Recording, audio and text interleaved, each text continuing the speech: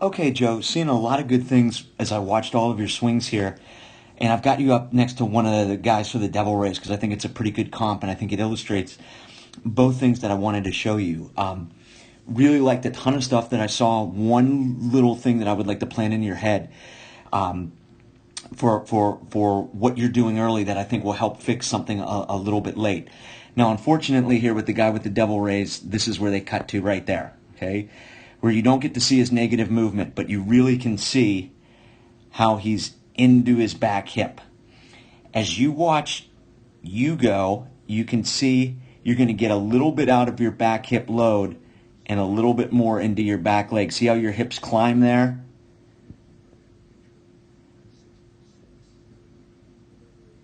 More into your back leg than your back hip, and you come out of your hip load just a little bit. As you'll see, you get kind of an up-down action. So again, let me roll this back. You can see you're getting into your back leg and you climb just a little bit, and so you've lost some of your back hip load. Now, again, we don't show. I don't have the negative movement for the Devil Rays guy, but you can really see how he's just into his hip, and he never gets into his leg. As you can see how he strides forward, and he's much more level going into toe touch. So again, they cut here. He's into his back hip, and then he's level and going downhill into the ground. Wind you back. You're getting a little bit more into your back leg there, where we can see the Devil Rays guy more into his back hip, which gives you that up, down, and there's two things by coming out of your hip load a little bit early. So one, as you watch the Devil Rays guy, and you watch the relationship between his hands and his foot, you can see how he's still going back till he gets to toe touch. Just watch the barrel of his bat and his hands. See how he's still going back, back, back, back, back, back, back, back, back, back, back to toe touch there. As you watch your barrel, you'll see as you're coming down, see how it just is starting to come forward just a little bit as your foot's coming into the ground. Just a little bit, starting with your top half. Now, I like a ton of stuff about where you are at toe touch. So many good things lined up. I like how you're lined up. As we zoom in here, I really like how your back elbow works independent of your hands. That's really nice. You can see that here on the Devil Rays guy, how his back elbow works independent of his hands. I mean, he's a little bit better than you on that, but again, I mean, it's a major leaguer. That's to be expected. So I really like that move a lot there, Joe. Like how when we get to immediate preparation, heel down, you can see how your hands are still back. That's really good. But by coming out of your hip load a little bit early, again,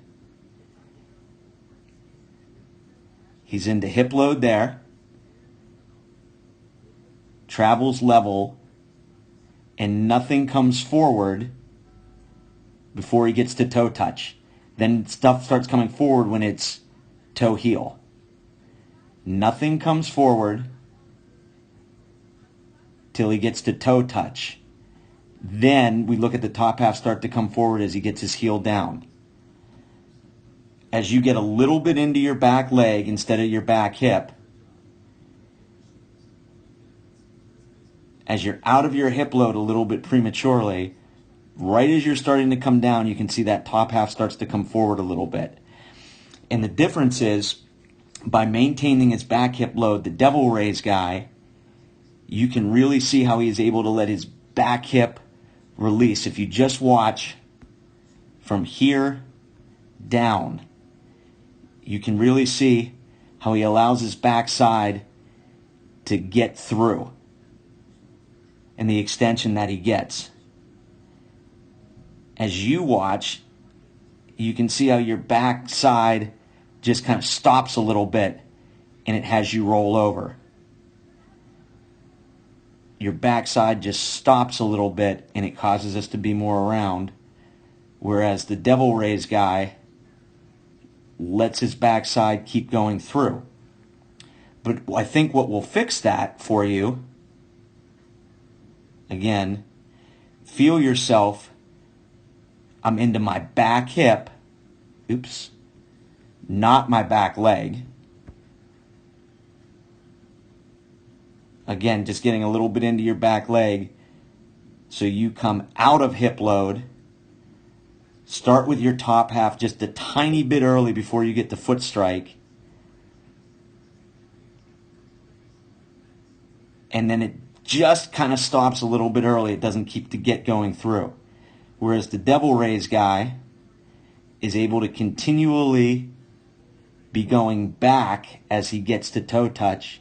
It's not until heel comes down, and because he's maintained his hip load, he's able to release it a little bit better.